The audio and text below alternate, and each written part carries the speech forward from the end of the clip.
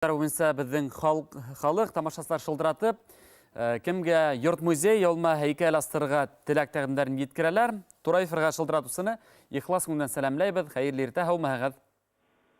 Алло. Алло, хаумағыз. Кәміна хүләшәбіз? Бұл үші қалағынан Эльвира апайғы пенсионерка болыр. Біздің башқұрт зиялығы, башқұрт халқы үшін бик көп эштәр башкарган, Башкорт дәүләт университетында 40 елдан ашу эшләгән, философия фәннәре докторы, профессор Дамир Җавад улы Вәлиев дигән зыялыбыз була торгайны. Уның вафатына ла байтак еллар үтте. 2002 елда вафат булып китте бит инде. Уны халык белә. Әле булга яшәгән йортында токтаташ юк. Бұл тәкъдим менән кайдалар мөрәҗәгать кыраныгыз, мәллә бұл һеҙҙең генә, үҙегеҙҙең генә фекерегеҙме? Был тәкъдим буенча нисек мин мөрәҗәгать итәм, мин ябай пенсионерка, нисек итеп мөрәҗәгать итәргә мөмкин? Аны җәмәгатьчелек, безнең башкорт курултайы бар. Әле ул уның өендә, яшәгән йортында тактаташ юк. Булды, фекерегеҙҙе ишеттек, аңланык, тейешле кешеләр ишеткәндәрдер һәм һәгымтан яһагандарҙыр. Дамир Вәлиевка тактаташ асыу буенча тәҡдим булды. Рәхмәт шылтыратыуығыҙға. Программа өсөн артымында дауам итә. Мәктәп уҡыусылары өсөн имтихандар әҙерләнеү өсөн нибары 3 ай самаһы гына ваҡыт ҡалды.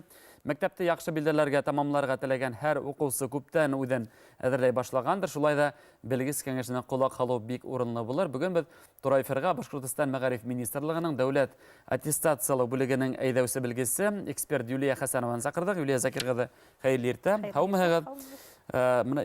Йомғаҡлау имтихандарына килгәндә, яңылышмаһам, йылда тиерлек микән ул бар үҙгәрештәр инделеп тора бит инде. Быйылғы уҡыусыларға ниндәйерәк үҙгәрештәр көтә ошо хаҡта? 2016 йылда дәүләт йомғаҡлау аттестацияның үткәреүендә ҙур үҙгәрештәр көтөлмәйәсәк. 2005 йылдың үҙгәрештәре быйыл да ҡаласаҡ.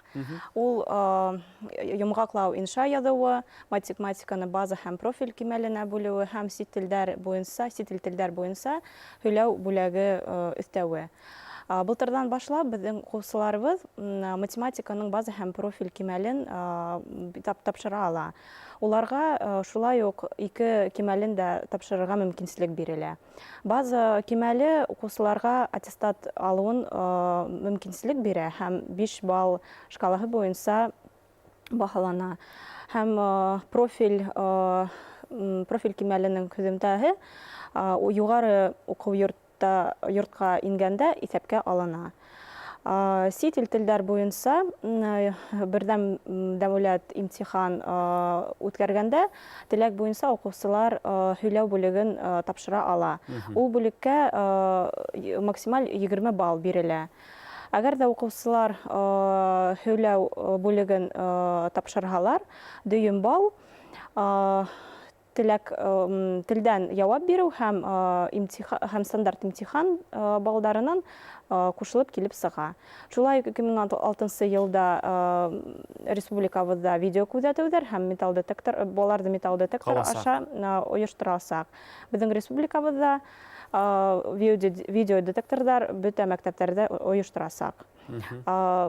Дәүләт йомғаҡлау аттестацияһы 14 белем биреү предмет буйынса үткәрелә. 11 класс уҡыусылар өсөн мотлаҡ 2 предмет рус теле һәм математика, һәм быйылдан башлап 9 класс уҡыусыларға 4 предмет математика, рус теле һәм 2 предмет теләк буйынса. Теләк буйынса. Инша яҙыу, әйткәндә, башҡорт теленә инша яҙыуҙар моғайын барҙыр? Бар, эйе. Уларҙы теләк буйынса һайлап алалар һәм юғары уҡыу йорттар үҙләре хәл итә, был имтиханды ҡарарға тип хәл итә. Бөгөн министрлыҡ тарафынан ойошторолған сара тураһында ла әйтеп үтһәгеҙме?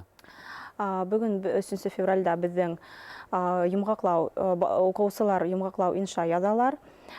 Шул тарала әйткем килә, быйылдан башлап йомғаҡлау иншаһын бөтә 11 класс уҡыусылары яҙырға тейеш. Йомғаҡлау иншаның маҡсаты ул уҡыусыларҙың тел мәҙәниәтен үҫтереү һәм әҙәби әҫәр уҡырға ҡыҙыҡһыныу уятыу. Шулай уҡ һаулыҡ инвалид балаларға инша урынына изложение яҙырға мөмкинселек бирелә. Әгәр дә укусы ниндәйдер төрле сәбәптәр аркаһында авырып, яки башка сәбәптәр аркаһында имтиханды калдыра икән, улар ничегрәк адактан тапшыра аламы?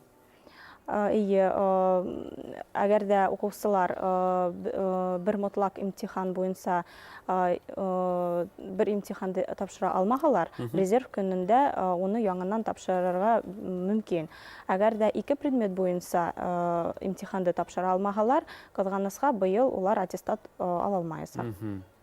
Былтыргы мәгълүматлар нимә турында һөйләй? Имтихандар тапшыра алмай аттестат ала алмаусылар бездә күпме? Республикабызда. Күп түгел, әлеге вакытта шул ханды әйтә алмыйм, но күп түгел. Күбеләре тапшыра алдылар, аттестат алдылар. Менә былтыр ошо металл детектор, шулай ук видео күзәтүләр куйганда халык бик канәгатьсезлек тә белдерделәр, укучыларның психологиясына насар тәэсир итәтенләр, шулай ук имтихандарның һөҗүмтәләре насар була дигәннәр. Былтыргы һөҗүмтәләр нисегрәк булды һәм быелга әйтә каршылыктар булманымы ошо ук законнарны калдыру буенча? Безнең укучылар быел видео күзәтергә һәм металл детектор аша үткәрүгә әзер. Уны былтырдан ук һөйләй башланылар. Ата-әсәләр кызгана инде, куркалар баллары өчен, әмма анда куркырга күп нәмә юк, шуга әзерләнергә, имтиханга әзерләнергә кирәк.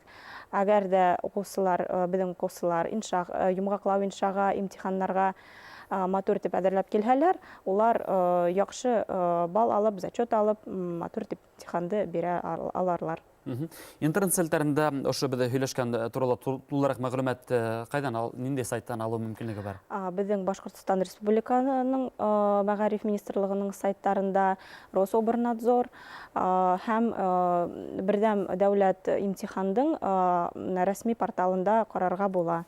Студиябыз кунагы Башкортостандың Мәгариф министрлыгының дәүләт аттестациялау бүлегенең әйдәүчесе, белгесе, эксперт Юлия Хәсәнова булды. Юлия Закирга һеҙгә рәхмәт, килеп 3 ай алдан безнең укучыларыбызды имтихандарга ныгырак әзерләнергә кирәк дигән фикерде иткергән өчен.